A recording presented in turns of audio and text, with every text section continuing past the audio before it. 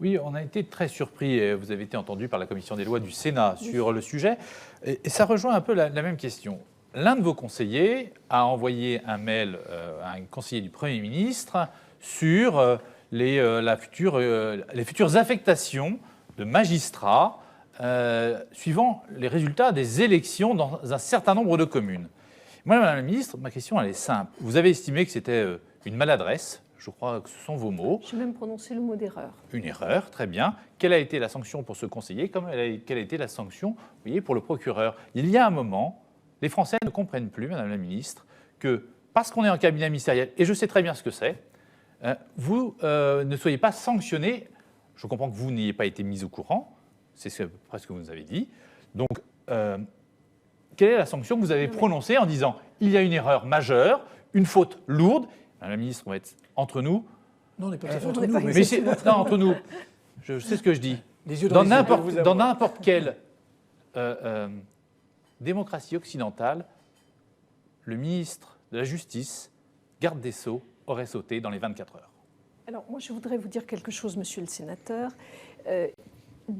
Il n'est absolument pas question, je l'ai dit devant la commission d'enquête, et donc vous le savez parfaitement, il n'est absolument pas question qu'une décision publique, a fortiori une décision concernant l'organisation judiciaire, soit prise sur la base de critères partisans. Ça n'est pas possible, ça n'est pas envisageable, ça n'est pas acceptable, et ce n'est d'ailleurs pas, ce n'est d'ailleurs pas ce qui se fait, et oui, je crois que ça ne se fait pas, mais ça a été envisagé. Ça ne se fait pas du tout et ça ne se fera jamais.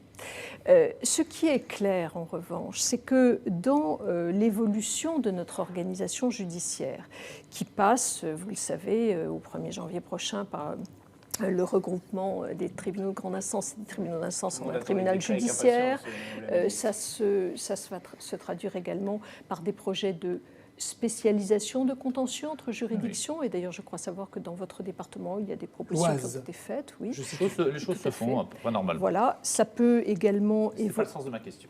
Non, mais je vous réponds. J'ai eu l'occasion de préciser que l'ensemble de ces décisions, notamment sur les spécialisations, sur les éventuelles évolutions des juges d'instruction, se feraient selon des critères clairs et transparents, après avis des conseils de juridiction où siègent les élus, les avocats, etc., et que tout cela se ferait dans la plus grande transparence. Pour revenir à la question de la confiance de Jérôme Bascher, c'est aussi la sanction. Est-ce que le conseiller à l'origine de la note susdite a été rappelé alors? Très clairement, il est important, quand on travaille dans un cabinet depuis 2 ans et demi, avec des gens qui travaillent, vous le savez, énormément, puisque nous sommes 10. C'est la première fois que nous sommes 10 dans un cabinet. Moi, c'est-à-dire aussi peu, c'est ça que vous voulez dire? Je fais confiance à mon cabinet et qu'une erreur mérite d'être une erreur de ce niveau-là. Mais elle n'a été suivie d'aucun effet. Elle n'a été suivie d'aucun effet, monsieur le sénateur. Est-ce qu'il y a eu sanction? Est-ce qu'il a été sanctionné, ce conseiller? Mais non, il n'a pas été sanctionné. Parce qu'il y a eu une fuite, Madame la ministre, sur ce sujet. Il y a eu une fuite. C'est différent. Vous parlez de... il y a eu une fuite sur une erreur majeure, et c'est pour ça que vous dites que vous ne sanctionnez pas. Ça me rappelle furieusement l'affaire Benalla, dans laquelle c'est parce qu'il y a eu une fuite qu'il y a eu une sanction. Vous cherchez à tout mélanger. Non, moi, je dis clairement, j'ai confiance dans mon cabinet. Il y a une sanction, Madame la ministre. J'ai confiance dans mon cabinet, je le redis ici clairement, et je maintiens cette confiance. En revanche, sur le fond de l'affaire, je suis intransigeante. Les décisions concernant la justice, comme les décisions publiques, ne se font absolument pas sur des critères partisans. Voilà. Maintenant, Hugo Bernalicis, vous vouliez parler de la situation dans les prisons. Oui, mais c'est quand même inquiétant qu'à chaque fois, la défense de Madame la ministre, c'est je le dis, au mépris des faits, quoi. D'accord. Mais non, au mépris des faits, Madame la ministre. Eh ben, on verra quand vous supprimerez les juges d'instruction après les élections municipales. Mais il sera trop tard. Vous allez surveiller la carte des suppressions de juges? Mais tout le monde la surveille déjà. J'imagine qu'il doit y avoir des tas de remontées auprès du cabinet de la garde des Sceaux sur le sujet.